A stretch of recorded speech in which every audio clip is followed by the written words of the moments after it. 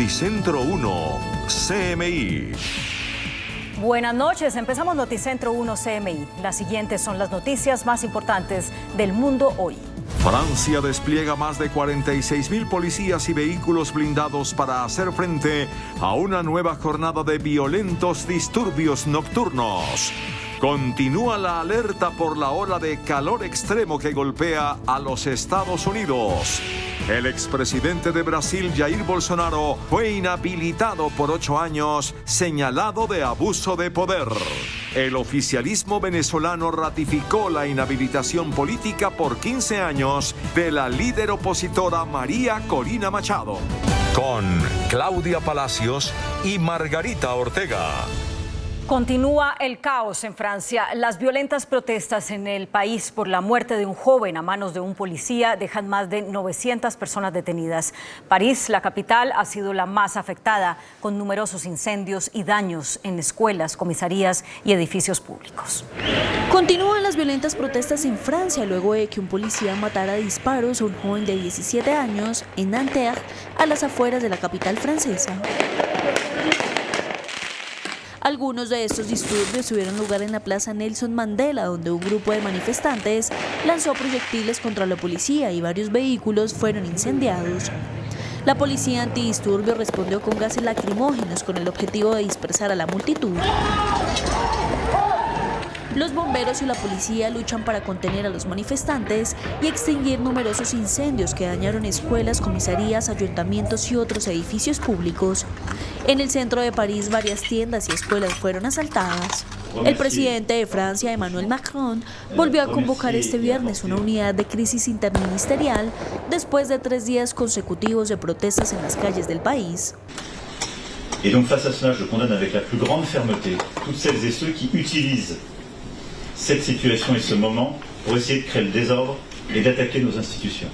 Las autoridades francesas anunciaron que más de 900 personas han sido detenidas, de las cuales al menos 240 han sido en París. Además, indicó que la mayoría de los detenidos tienen entre 14 y 18 años. Las autoridades han desplegado más de 40.000 policías y se envió unidades de élite de la policía a algunas zonas que no pudieron contener los altercados.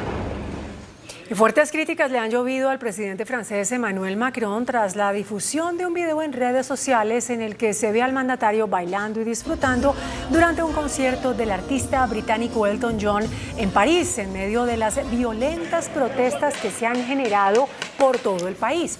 En las imágenes aparece el mandatario vestido con camisa y corbata, rodeado de un grupo de personas. El video habría sido captado en una de las 2 noches desde el concierto que dio Elton John en la capital de Francia entre el 27 y el 28 de junio, días en los que ya habían estallado las protestas.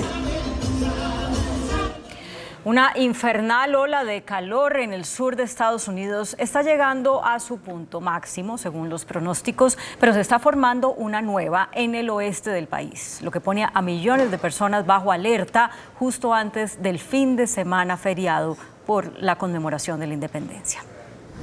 La situación por el mal clima en Estados Unidos sigue siendo crítica y los datos son alarmantes. Casi 100 millones de personas en el sur viven temperaturas infernales. El cambio climático está provocando olas de calor cada vez más frecuentes e intensas en las principales ciudades del país, y la situación parece que empeorará este fin de semana. Los transeúntes se han visto forzados a buscar refugios climatizados, teniendo en cuenta que las temperaturas han superado los 46 grados centígrados. El calor abraza con fuerza la franja sur de la nación, por lo que el Servicio Meteorológico emitió alertas por calor excesivo desde Idaho hasta Florida, siendo el sur y el centro de Texas y el Valle del Bajo Mississippi los más afectados. Estas condiciones preocupan a los gobiernos estatales, pues son las perfectas para que se inicie un incendio, pero pronostican la llegada de lluvias. Based on what I am hearing and being told, I think things should get a little bit better as we get into, let's say, Sunday, Monday, Tuesday, and there's, a greater chance of rain.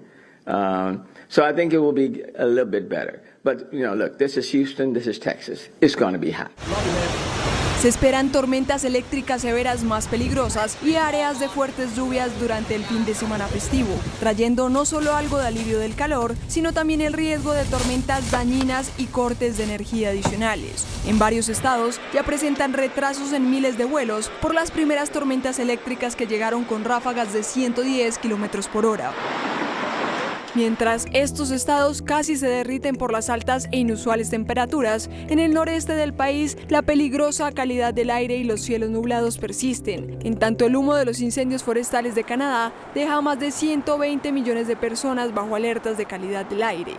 Problemática que se extenderá hasta el sur, donde ya sufren el sofoco del calor. Chicago y Detroit son las ciudades con peor calidad del aire del mundo, mientras que Cleveland, Washington y Minneapolis se ubicaron entre las 10 ciudades más contaminadas de todo el mundo. Y en Estados Unidos, el índice de gastos de consumo personal que utiliza la Reserva Federal para medir la inflación volvió a moderarse en mayo, luego de una alza inesperada en abril, para ubicarse en 3,8%, su nivel más bajo desde abril de 2021. Gran parte de la desaceleración se debió a una fuerte caída de los precios de la energía y en menor medida de los precios de los alimentos. Y esto es una buena señal para los mercados, que pueden tener esperanza en un cambio hacia una política menos agresiva de aumento de tasas de la Reserva. Y la Corte Suprema de Estados Unidos dio un nuevo espaldarazo a los conservadores al permitir que algunos comercios se nieguen a prestar servicios a parejas LGTBIQ+ por motivos religiosos. El Tribunal de Mayoría Conservadora, en un golpe a los derechos homosexuales, dictaminó este viernes con 6 votos a favor y 3 en contra que el derecho constitucional a la libertad de expresión en virtud de la primera enmienda permite que ciertas empresas se nieguen a brindar servicios para bodas entre personas del mismo sexo. El caso votado es sobre Lori Smith, una diseñadora de páginas web cristiana de Colorado que se niega a crear contenido sobre bodas entre personas del mismo sexo por objeciones religiosas. Citó sus creencias cristianas al desafiar una ley contra la discriminación de Colorado. Smith demandó al Estado en 2016 al entender que su rechazo no era un ataque discriminador, sino una defensa de sus principios religiosos. Los togados, hoy en una decisión escrita por el juez Neil Gorsuch, anularon el fallo de un tribunal inferior que había rechazado la oferta de Smith, propietaria de un negocio del área de Denver, de una exención a una ley de Colorado que prohíbe la discriminación basada en la orientación sexual, motivos de raza, género, religión y otras características. Los datos de al menos 100.000 personas pudieron quedar expuestos por un ataque cibernético a contratistas del Departamento de Salud de los Estados Unidos, que notificó la filtración de datos al Congreso y que mantendrá informados a los legisladores a medida que avanza la investigación del ciberataque atribuido a un grupo de habla rusa conocido como CLOP, el cual generalmente roba los datos de las víctimas y utiliza la información para realizar peticiones de extorsión. Mañana, 1 de julio, entra en vigor en el estado de la Florida una ley que endurece las condiciones de los migrantes indocumentados.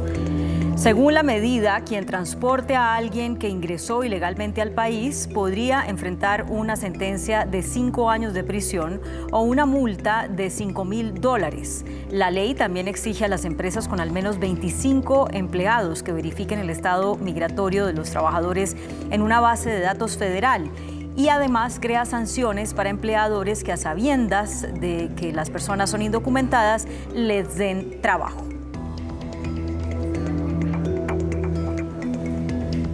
La carrera política del exmandatario brasileño Jair Bolsonaro se ve abruptamente interrumpida. La mayoría de los jueces del Tribunal Federal Electoral votaron a favor de prohibir su postulación a cargos públicos por los próximos 8 años. El Tribunal Electoral de Brasil inhabilitó al expresidente Jair Bolsonaro para ejercer cargos políticos durante 8 años en un juicio por las falsas afirmaciones del expresidente de derecha sobre las elecciones del año pasado. 5 de los 7 jueces del Tribunal Supremo Electoral votaron a favor de vetar a Bolsonaro por abuso de poder y uso indebido de los medios de comunicación, tras concluir que el líder político arrojó dudas infundadas sobre el sistema de votación electrónica del país. El exmandatario no no podrá concurrir a cargos selectivos ni ejercer puestos en la administración pública durante un plazo de 8 años, contados a partir de octubre de 2022, cuando se celebraron los comicios ganados por Lula da Silva. Bolsonaro manifestó que es una puñalada en la espalda, pero que no es el fin de la derecha en Brasil. Uma facada na barriga e hoje uma facada nas costas, com a inelegibilidade por abuso de poder político. Esta decisión termina con las intenciones del exmandatario de presentarse a las elecciones presidenciales de 2026. Y la Contraloría General de Venezuela, bajo control del gobierno, ratificó la inhabilitación por 15 años a la líder opositora María Corina Machado para ejercer cualquier cargo público. La jefa del partido 20 Venezuela se perfilaba como favorita en las primarias opositoras y tras la decisión ya no podrá competir en las elecciones presidenciales que son el próximo año. Y mientras el organismo afirma que se encontraron errores en la declaración jurada de patrimonio de la opositora, Machado dice que esto es solo una inútil inhabilitación que demuestra que el régimen sabe que ya está derrotado. Ya empezó. Muere en Madrid, España, el reconocido intelectual cubano Carlos Alberto Montaner. Sus familiares comunicaron la noticia y afirmaron que falleció a sus 80 años de modo apacible y acompañado de sus seres más queridos tras enfrentar una enfermedad neurodegenerativa. El también escritor fue profesor universitario y columnista de varios medios en América Latina, España y Estados Unidos. El robot Ever 6 debutó como director de orquesta en Corea del Sur. Un robot de fabricación surcoreana hizo su debut como director de orquesta en Seúl, deslumbrando a la audiencia con una actuación impecable. Ever 6, un androide de 1,8 metros de altura diseñado por el Instituto de Tecnología Industrial de Corea, hizo su inauguración en el Teatro Nacional del país, liderando a más de 60 músicos de la Orquesta Nacional, quienes tocaban distintos instrumentos tradicionales. La máquina con rostro humanoide primero hizo un saludo a la audiencia y comenzó a agitar los brazos para controlar el ritmo del espectáculo en vivo. Ever 6 fue capaz de guiar a los intérpretes tanto de forma independiente como en colaboración con un director humano a su lado durante cerca de media hora, causando la admiración de los más de 950 asistentes al concierto.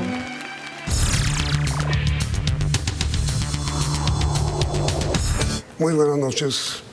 Segunda parte de la entrevista con el doctor Alexander Vega, quien es el registrador nacional del Estado Civil. Si ustedes no tuvieron ocasión de ver anoche la primera parte, el doctor Vega, le ruego, nos haga un resumen brevísimo de lo que dijo anoche.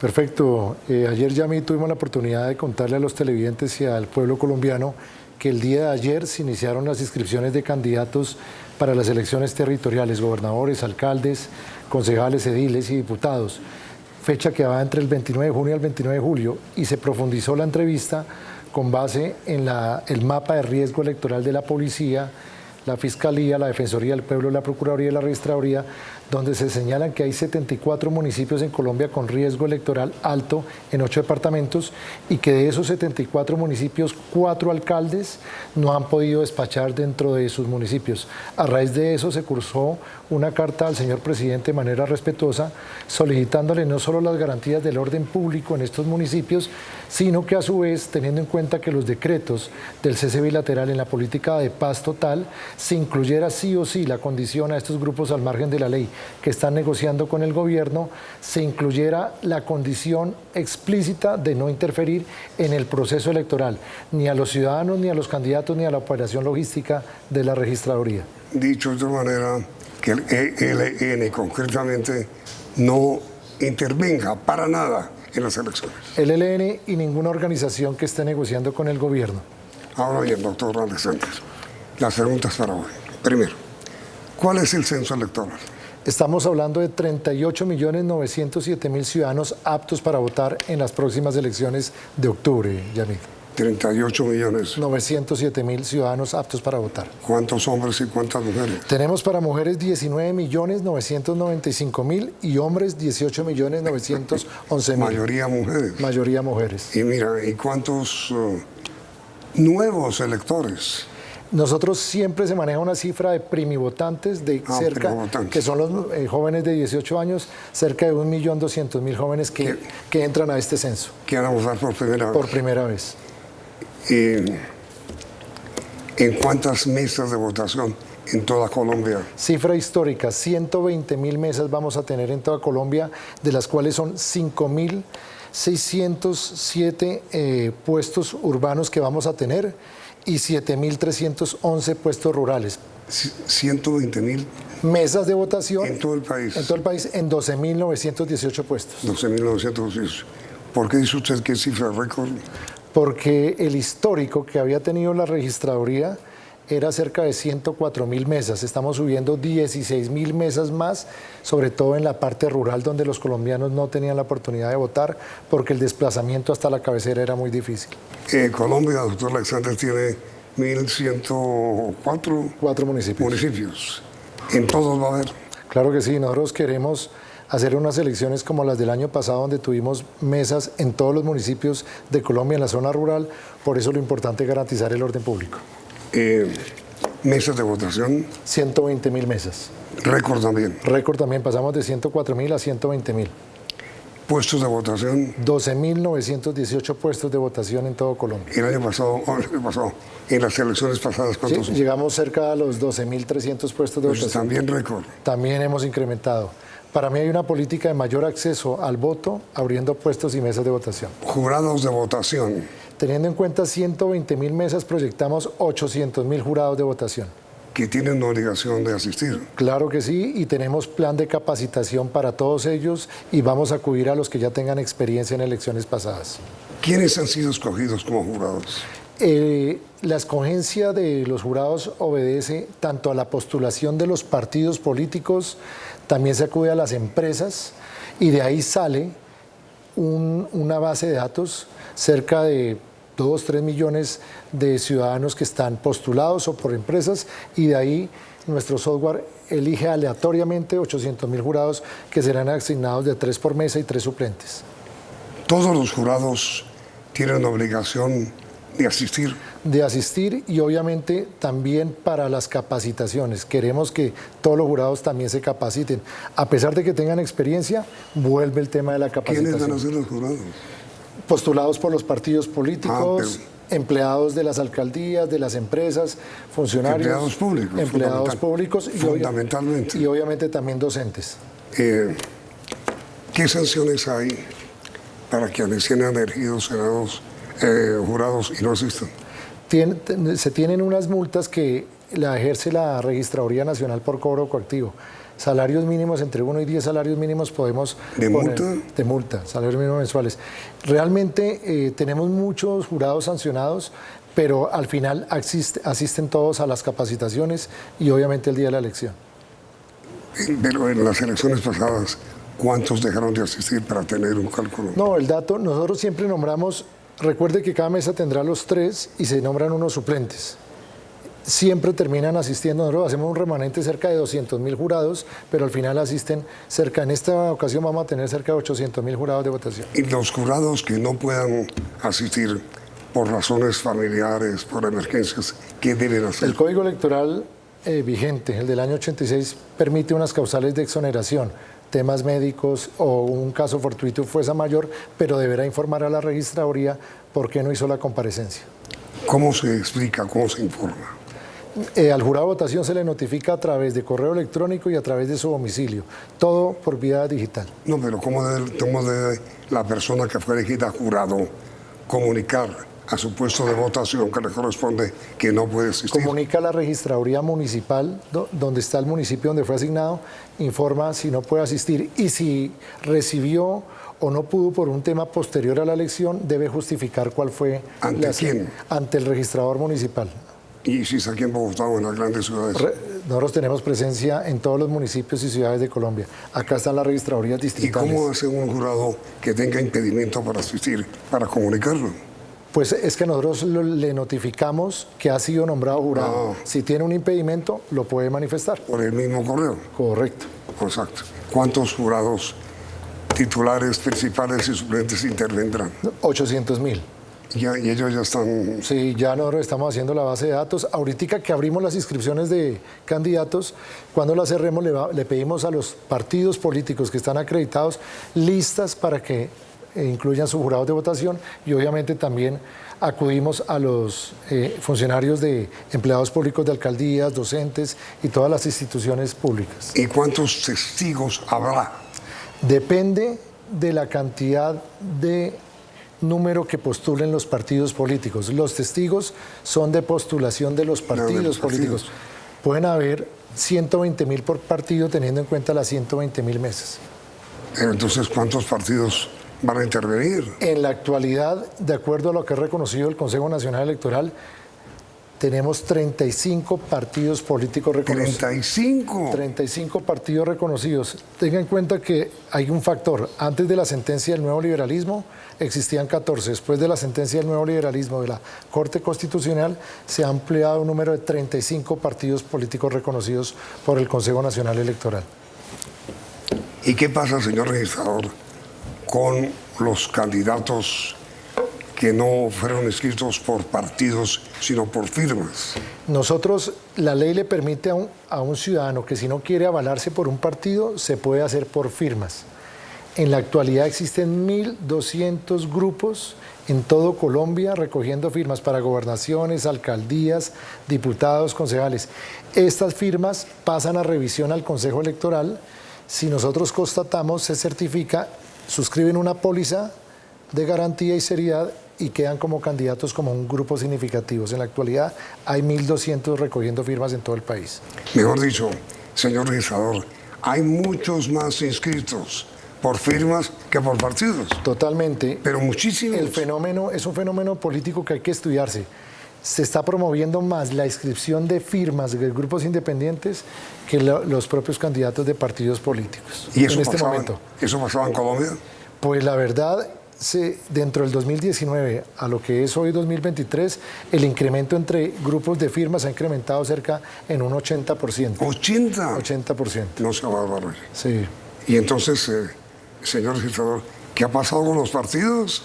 Pues yo creo que la ciudadanía está tomando los canales independientes. De todos modos, los partidos se activan a partir del día de ayer, 29 de junio, y son 35 partidos que van a avalar también gran cantidad de candidatos, pero en lo que hemos analizado, el incremento ha sido bastante en la recolección de firmas. Pero ese es un fenómeno muy actual. Nunca antes se habían notado tan débiles electoralmente los partidos. Yo creo que sin entrar a dejar una opinión marcada, creo que la cantidad de partidos políticos y las tendencias electorales, la gente prefiere inscribirse por firmas independientes y no estar de pronto enmarcada en un partido. Pero ya lo sabremos, a partir del día de ayer ya los partidos pueden inscribir sus candidatos avalados. Y entonces, señor registrador, siendo un poco abogado del diablo, no es que los partidos tienen avales para inscribir o respaldar a sus candidatos, suministran avales y en consecuencia quien no lo tenga pues se va por firmas. Así es, y sobre todo que hay una ventaja desde el punto de vista político que estos grupos inscriben firmas, que al escribir firmas obviamente arrancan desde el principio de año y les da oportunidad de conocerse más y hacen una campaña anticipada permitida por la ley con la recolección de firmas. Muchos de esos candidatos posiblemente no han sido candidatos antes y prefieren hacer uso de las firmas para poderse dar a conocer en la recolección de firmas. Es decir, ¿usted cree que la falta de aval del grupo, movimiento o partido al cual pertenece un candidato es lo que ha provocado que se inscriban por firmas? Puede ser un factor, como también puede ser el factor en el sentido de que al recoger firmas anticipadamente pueden darse a conocer antes de los partidos o los candidatos de los partidos. ¿Y eso está ocurriendo en las grandes ciudades? En todos los municipios de Colombia, es decir, cuando le hablo de 1.200 grupos, estamos hablando que por lo menos unos 700 municipios de Colombia hay ciudadanos recogiendo firmas para ser candidatos a la alcaldía, a los consejos, asambleas y gobernaciones. Usted bien sabe, señor registrador, lo que en Colombia se conocía, no sé si aún, como caciques políticos. Lo saben, ¿cierto? Claro que sí. ¿Eso desapareció? Yo creo que las redes sociales, el mundo digital, ha acabado a muchos caciques políticos, porque ahora quien gobierna en las redes y tenga buena comunicación es el que se puede llevar la mayor injerencia del electorado. Mejor dicho, ¿cuánto hace que usted es registrador? Exactamente 3 años y medio. 3 años y medio. En este periodo ha presidido 3 elecciones, ¿no? Consejos de juventud, consultas interpartidistas, Congreso de la República, primera y segunda vuelta presidencial y ahora las elecciones regionales. ¿Y nunca antes se había ocurrido este fenómeno de las firmas? Siempre la ley ha permitido las firmas, sí, pero en este fenómeno sí se ha incrementado en un 80%. Imagínese eso. Pues. Basta. Pero con otro tema que es importante. En el 2019 teníamos 14 partidos, hoy tenemos 35. Eso va a originar que van a haber mayor número de candidatos. ¿Y por qué esa proliferación de partidos? Fue un pronunciamiento y una orden de la Corte Constitucional. El nuevo liberalismo recuperó la personería jurídica y dio efectos a todos. En ese sentido, muchos partidos, acogiendo el fallo del nuevo liberalismo, el tema de víctima, como fue el nuevo liberalismo, entonces muchos partidos habían sido víctimas y en esas mismas condiciones presentaron la solicitud alegando el derecho a la igualdad y el Consejo Electoral ha revisado los requisitos y ha otorgado estas nuevas personerías. El Movimiento de Salvación Nacional, el Partido Conservador, ahora con el partido está el partido, Pastrana. Hay partidos que se han dado por decisión de otros partidos. El último partido sí, se han dado como el de Demócrata, el partido La Nueva Fuerza Democrática. El Pacto Histórico.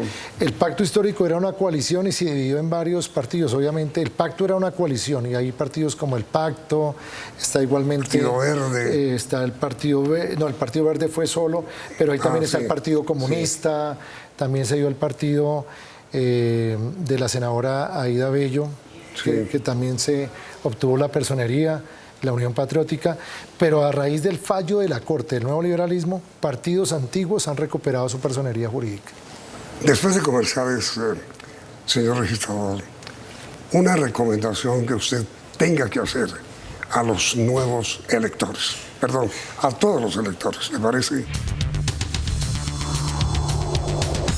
¿Cuál sería su recomendación en este momento, tanto para los electores como para los candidatos a ser elegidos? Primero, los candidatos que tienen todas las garantías. La registraduría, como lo ha demostrado en los últimos años, ha dado plenas garantías para la inscripción. Vamos a estrenar plataformas digitales para inscribir los candidatos. No solo en las registradurías, pueden hacerlo por plataforma digital y se van a dar todas las garantías para los testigos electorales, para los jurados de votación y para la capacitación. Y para la ciudadanía, obviamente, es un deber invitar a participar, a votar. Y claramente, Yamil, la recomendación es al Gobierno Nacional, es que por favor en la política de paz total se incluya las garantías al certamen electoral para que estas organizaciones, que si realmente tienen un compromiso con la paz, no solo se trata de un cese bilateral entre el Estado y las fuerzas militares con estos grupos, también tiene que haber un deber con la ciudadanía de no constreñirla y no intervenir en el proceso electoral y permitir a los candidatos de todos los partidos políticos hacer proselitismo político. Ahora, señor registrador, el gran sueño suyo y digamos de la modernidad electoral en Colombia, ¿cuándo se podrá cumplir?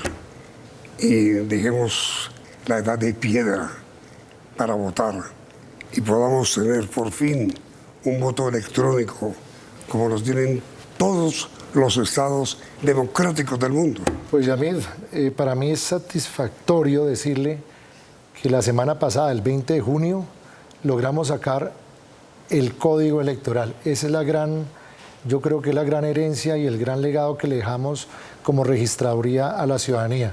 En el código electoral se incluyen modelos de votación digital y aspiramos que los siguientes registradores, de acuerdo a la vigencia que se dejó, que para el año 2029 ya exista el voto digital en Colombia. Es una deuda histórica que tenemos con las próximas generaciones y con el sistema democrático colombiano. Lo cual quiere decir, en otras palabras, con todo respeto, doctor Vega, que usted no pudo.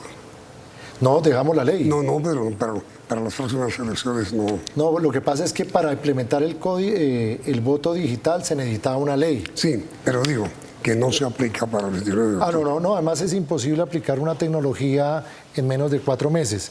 Pero lo importante se dejó, que era la ley, porque la ley no existía desde el punto de vista... El código electoral. El código electoral, que me tocó en el ejercicio de todas las fuerzas políticas.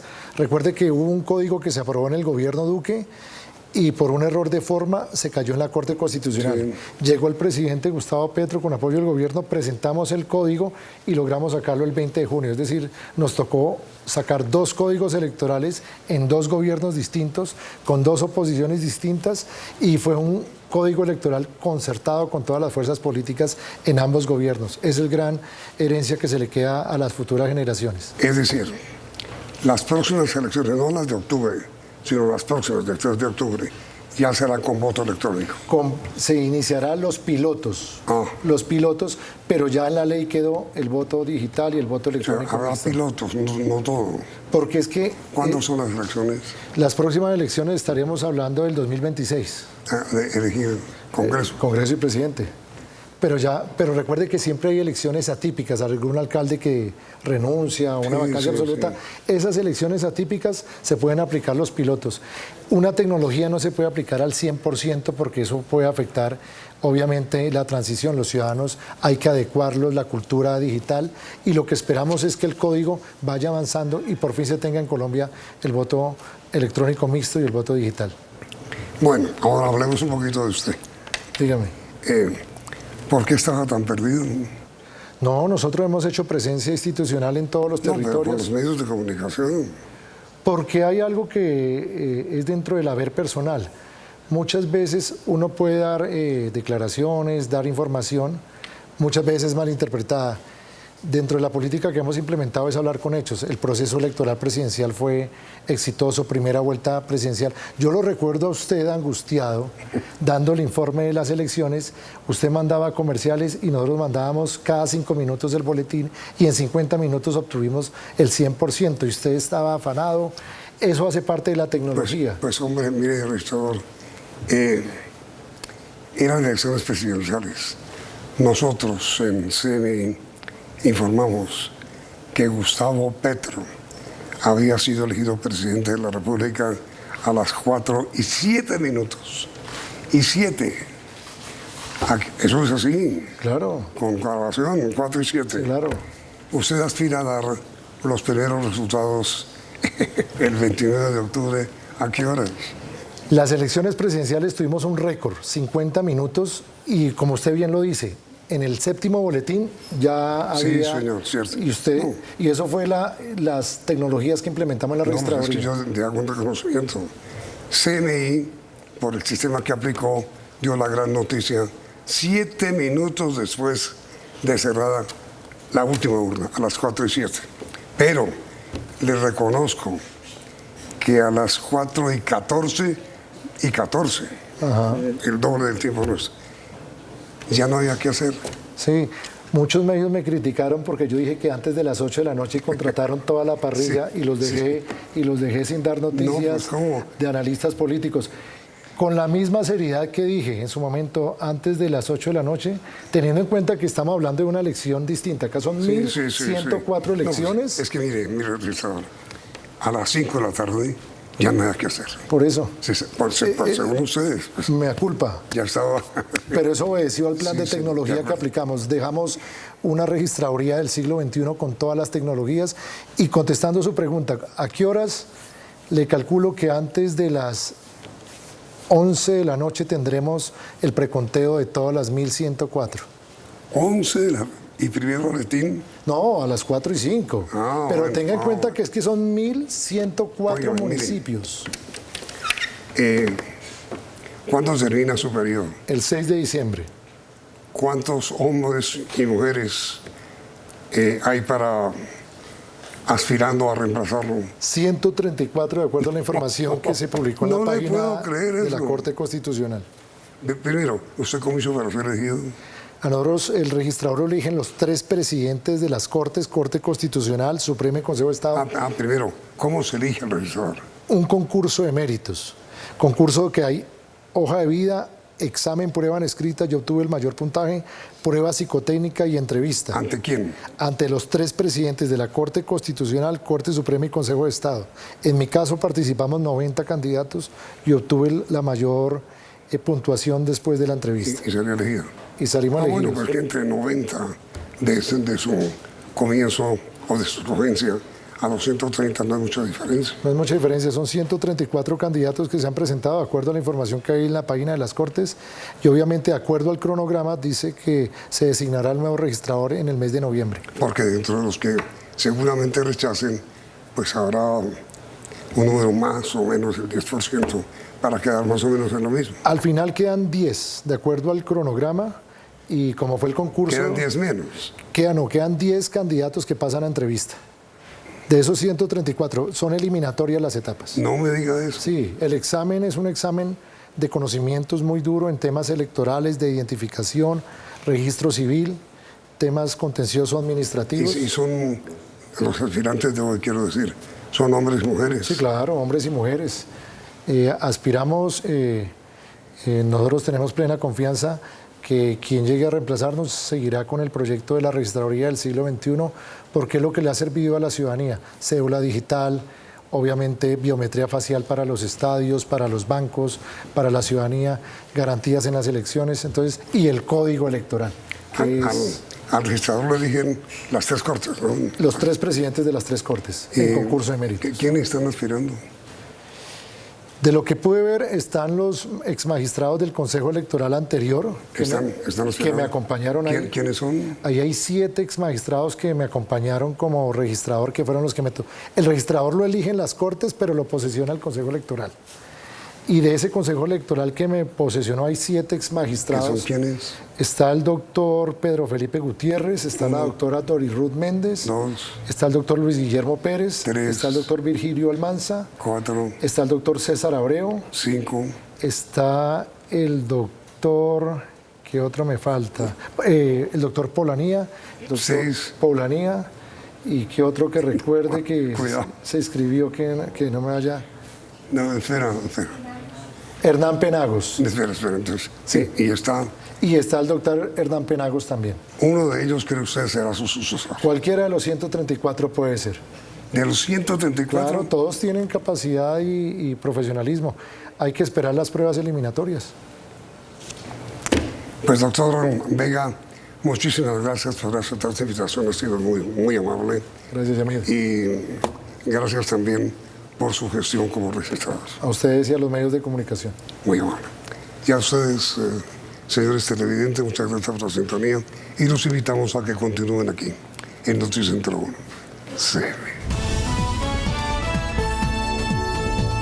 Noticentro 1, CMI.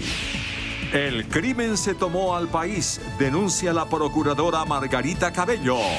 Pide medidas urgentes contra guerras en el narcotráfico.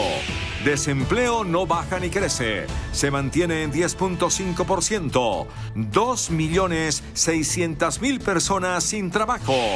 Banco de la República frena alzas en tasa de interés. Jefe del Partido Liberal César Gaviria responde propuesta de Germán Vargas Lleras sobre nueva coalición.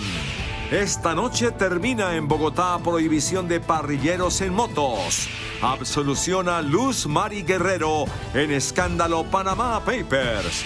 Crítica del presidente Petro a expresidente Uribe sin mencionarlo. Regaño de la alcaldesa a la policía y reclamo al presidente. Sube precio de la gasolina. Con Claudia Palacios y Margarita Ortega.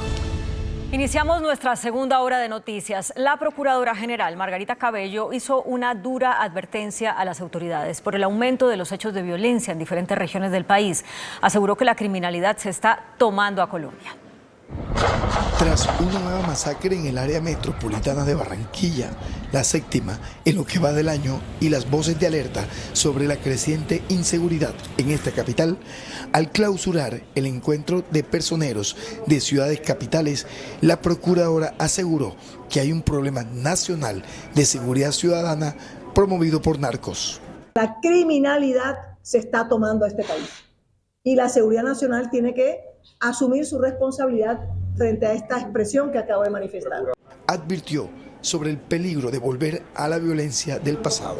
Una dedicación especial desde el nivel nacional para enfrentar y afrontar esta nueva cultura que quiere repetirse y que no podemos permitirlo en nuestra ciudad, de narcotraficantes. Cultura de la de los narcos reinando en nuestra región y en nuestro país. En el caso del aumento de la extorsión en Barranquilla, en más del 500% en lo que va del año, atribuyó gran responsabilidad al INPEC. El INPEC no está cumpliendo con su función. Y tan no está cumpliendo con su función que me atrevo a decir hoy frente a la situación que la omisión del INPEC de alguna manera está contribuyendo al incremento de estos fenómenos narcocriminales. También anunció que solicitará a la dirección de la policía que el general Jorge Urquijo, comandante de la Metropolitana de Barranquilla, permanezca en la capital del Atlántico y no continúe en la regional para garantizar su permanencia en esta ciudad. La tasa de desempleo en el país se mantiene, se ubicó en 10.5% para mayo, lo que significa que 2.600.000 personas están sin trabajo. Los sectores que más empleo generan son comercio y manufactura y el que menos las actividades artísticas. La tasa de desempleo para el mes de mayo se ubicó en 10.5%. El indicador se mantiene en comparación con mayo del año anterior. Las mujeres son las más afectadas por el desempleo, con una tasa del 13.2%, mientras que la de los hombres se ubica en 8.4%. Si ustedes notan, la tasa de desempleo para mujeres ya está retornando a los niveles que teníamos más o menos como en mayo de 2017, en cuanto a tasa de desempleo en épocas prepandemia. Las ciudades con tasas de desempleo más altas son Quibdó, Ibagué y Florencia. Las ciudades que registran números más bajos, Medellín, Santa Marta y Bucaramanga. Y dado que ya se ha dado esa recuperación en las ciudades más grandes, ahora esta recuperación se está dando en ciudades más intermedias. Aunque el desempleo se mantiene, aumentó la tasa de ocupación 1.7%. La mayor contribución la hace la rama de actividades de comercio, luego le siguen las industrias manufactureras y luego las de alojamiento y servicios de comida. La informalidad en mayo se ubicó en 55.7%. Las ciudades con más informales son Sincelejo, Riohacha y Valledupar, y las que menos tienen personas en la informalidad, Tunja, Manizales y Bogotá.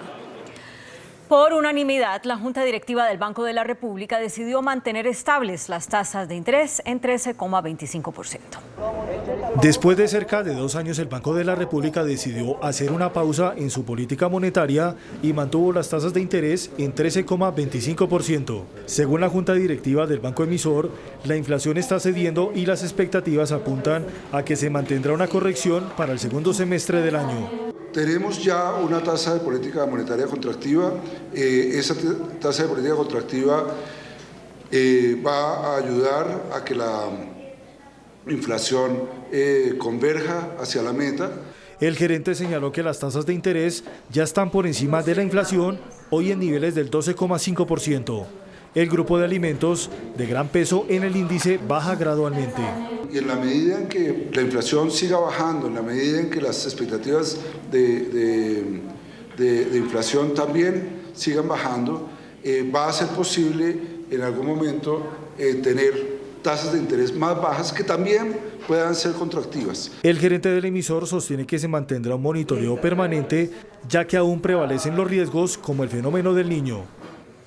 El líder del Partido Cambio Radical, Germán Vargas Lleras, celebró el buen recibimiento que desde varios sectores se le dio a la propuesta de crear una coalición que enfrente las reformas del gobierno y presentar candidatos para las próximas elecciones regionales. El ex vicepresidente Germán Vargas Lleras dijo en Barranquilla que su llamado a una alianza de la oposición para contrarrestar al pacto histórico ha tenido buena aceptación en diferentes sectores. Esa propuesta que formulamos ayer para conformar una nueva coalición de cara a la instalación del Congreso el 20 de julio empieza a tener receptividad. Indicó que las condiciones del país llevarán a la unión de las fuerzas políticas que no son aliadas al gobierno. Las fuerzas de oposición hoy concitan el respaldo de miles y de millones de colombianos que viven hoy en la incertidumbre, en la tristeza absoluta. Hoy, Germán Vargas Lleras, en su segundo día de gira en Barranquilla, se reunió con mujeres y jóvenes de su partido. El expresidente César Gaviria respondió la solicitud que le hizo el exvicepresidente Germán Vargas Lleras al Partido Liberal y a otros partidos para oponerse a las reformas que promueve el gobierno Petro. Difíciles. Por medio de una comunicación oficial, el expresidente César Gaviria respondió, sin mencionarlo, a la solicitud de coalición de los partidos de oposición e independientes. El Partido Liberal es el gran constructor de la Constitución del 91 que quiere una agenda de reformas sociales concertadas con todos los sectores de la sociedad colombiana, cambios que fortalezcan la salud, a la forma de generar empleo, la equidad, el sistema de pensiones siempre y cuando sean concertados. Si la agenda del gobierno no avanza por falta de concertación y demás, podríamos pensar en una serie de reformas que beneficien a los colombianos más necesitados que las urgen, concertadas con fuerzas que quieren realmente esos cambios sociales. Es todo lo que quiere el Partido Liberal, construir sobre lo construido, no tener que construir sobre lo destruido. El vocero del liberalismo en la Cámara de Representantes, Carlos Ardila, dijo que se coincide con el ex vicepresidente Germán Vargas Lleras en la necesidad de una nueva coalición. Vuelven los parrilleros en moto a Bogotá. La alcaldía levantó la prohibición que operaba hace 14 meses. A la medianoche de hoy terminará la restricción al parrillero en moto en Bogotá. La administración distrital decidió no prorrogar la medida. Las cifras demuestran una disminución en casi todos los delitos. Por ejemplo, en el hurto a personas, la medida logró una disminución del 24%. Aunque el distrito levanta la prohibición, se comprometió a conformar frentes de seguridad con más de 3.000 motociclistas. Un juez declaró inocente a la gerente de Servientrega, Luz Mari Guerrero, frente a las acusaciones de la Fiscalía sobre evasión de impuestos en el caso de los llamados Panama Papers. La empresaria Luz Mari Guerrero, accionista y fundadora de Servientrega y Efecti, era señalada por la Fiscalía de supuestamente falsificar su contabilidad a través de la firma Mossack Fonseca en el escándalo de evasión de impuestos conocido en varios países como los papeles de Panamá. Sin embargo, tras un proceso de más de 6 años, un juez la declaró inocente, así como al representante de Mossack Fonseca en Colombia y otros 2 funcionarios de Servientrega. Las afirmaciones hechas por la Fiscalía en torno al desvío de dinero hacia denominados paraísos fiscales o paraísos de baja o nula tributación, pues se afirmó que Panamá tenía tales características cuando lo cierto es que no se presentó prueba alguna. Para el juez, la Fiscalía no presentó ninguna prueba que pudiera demostrar una evasión de impuestos o algún delito en la contabilidad de Guerrero. ¿En qué consistió en concreto cada una de esas supuestas maniobras?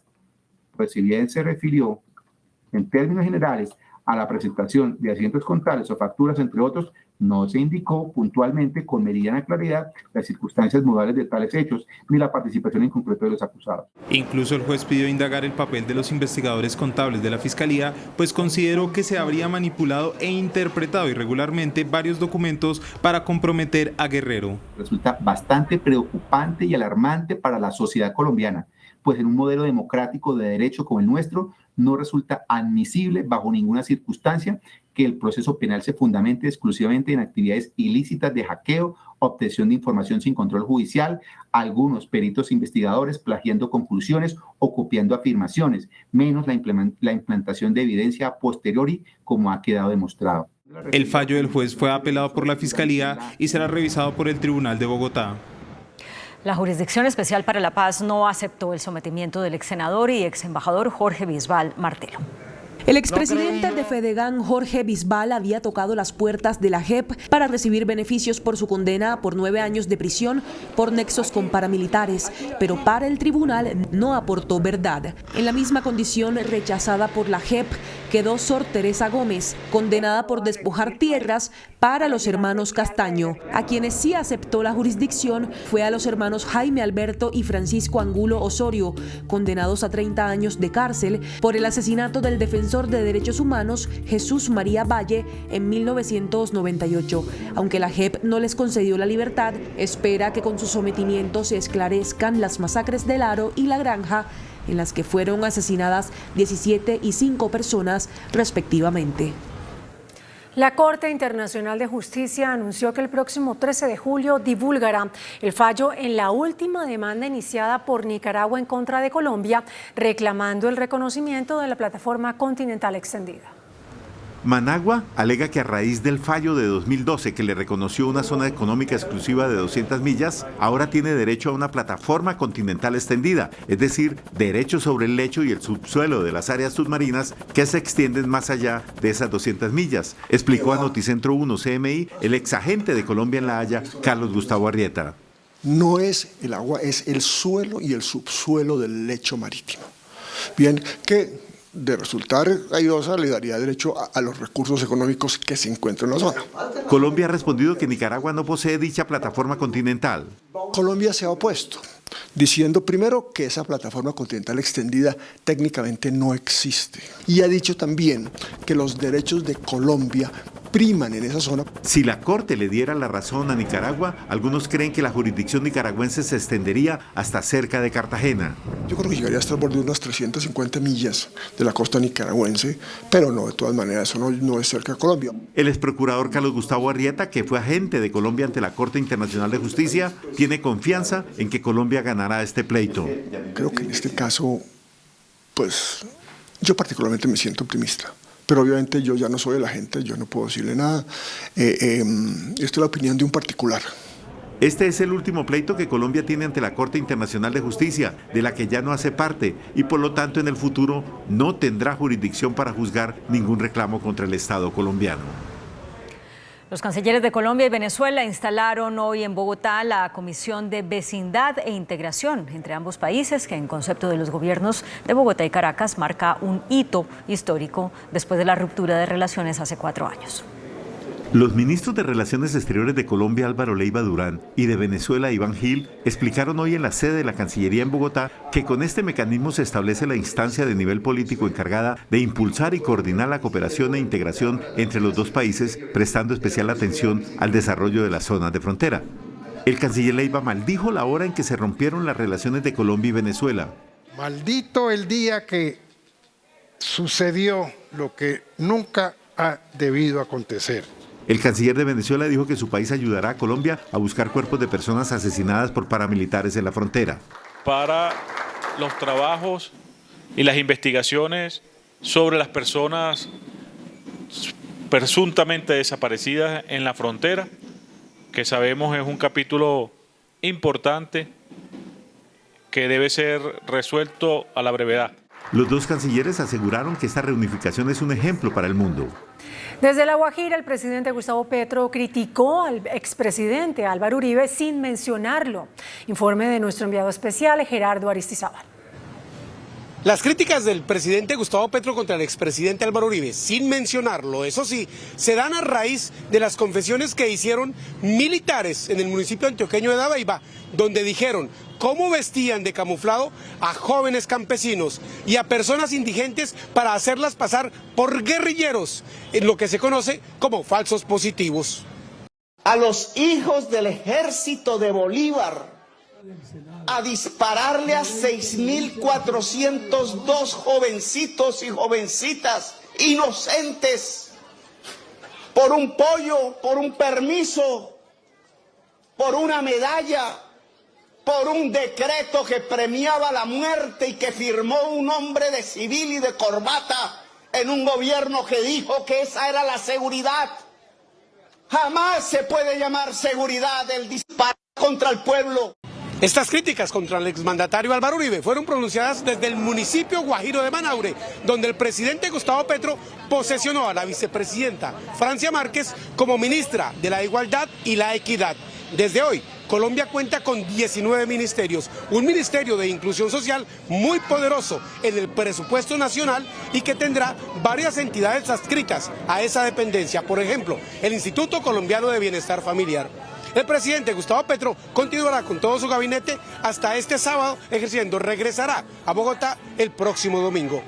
Desde Riohacha, Guajira, Gerardo Aristizábal, Noticentro 1, CMI.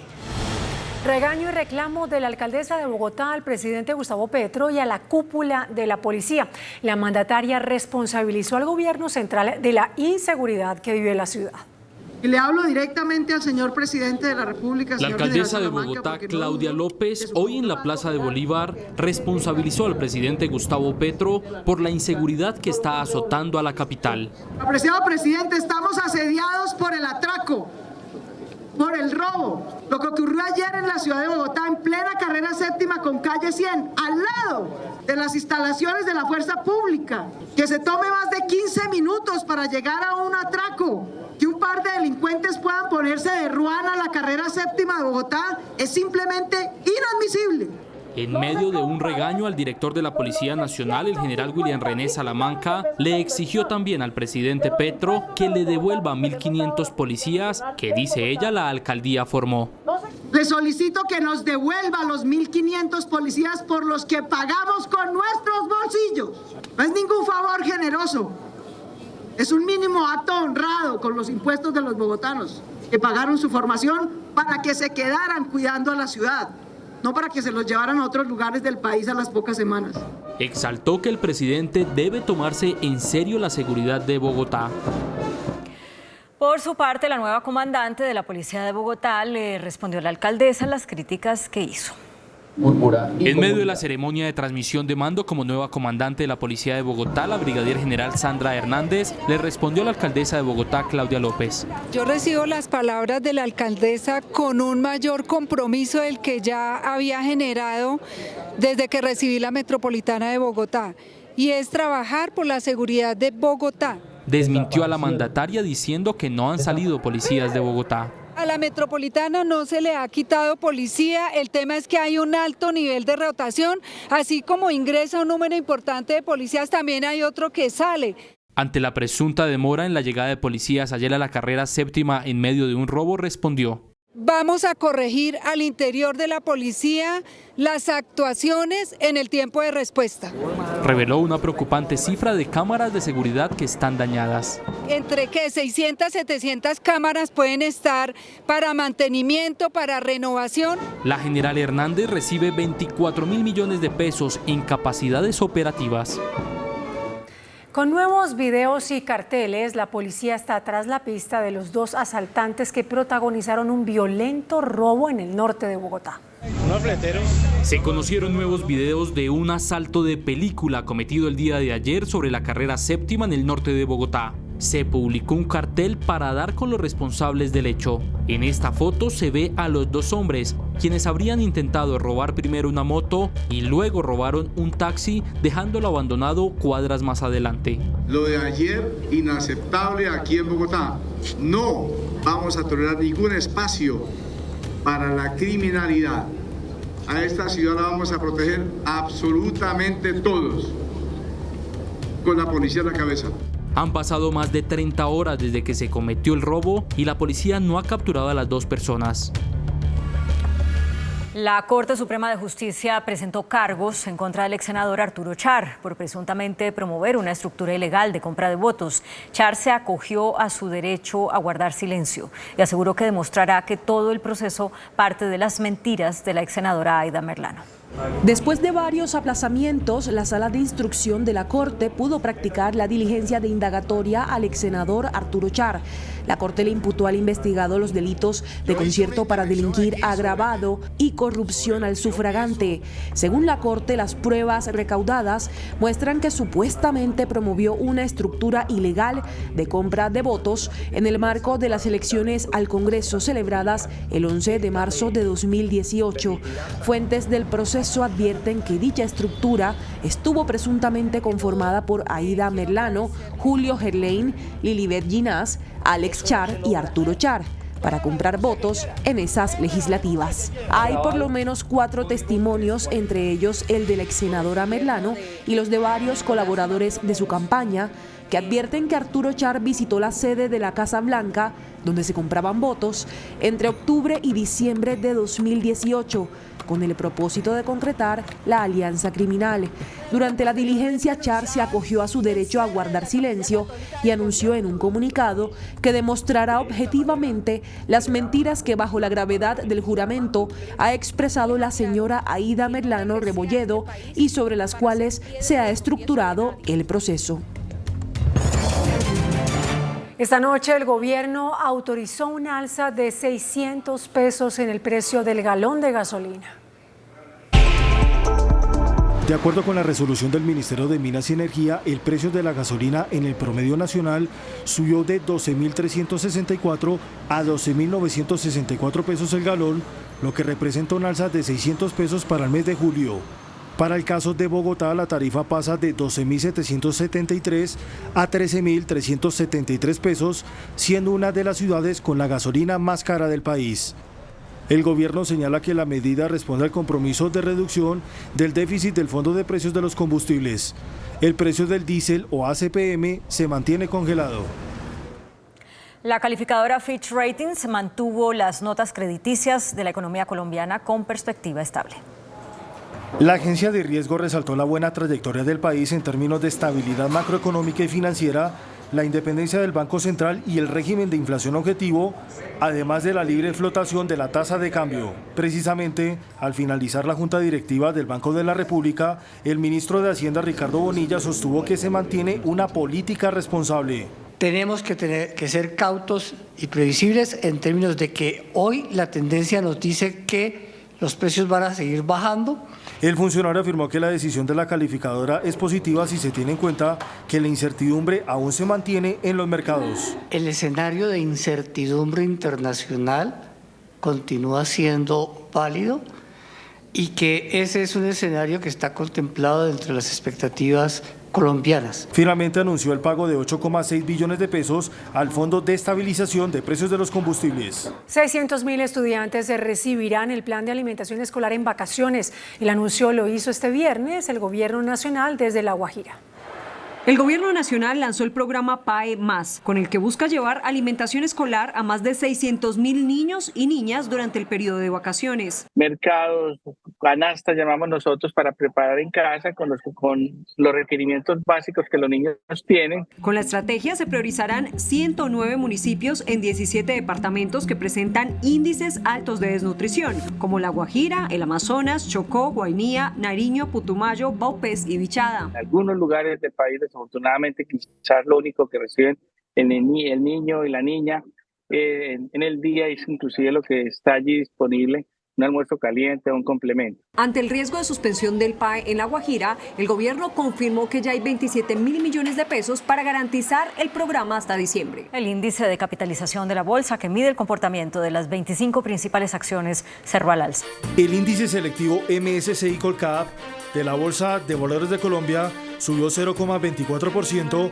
a 1.133 puntos. La acción de Cementos Argos fue la que más subió, con una valorización de 4,29% a 3.400 pesos. La acción del Grupo Bolívar fue la que más cayó, con una pérdida de 4,1% a 70.010 pesos.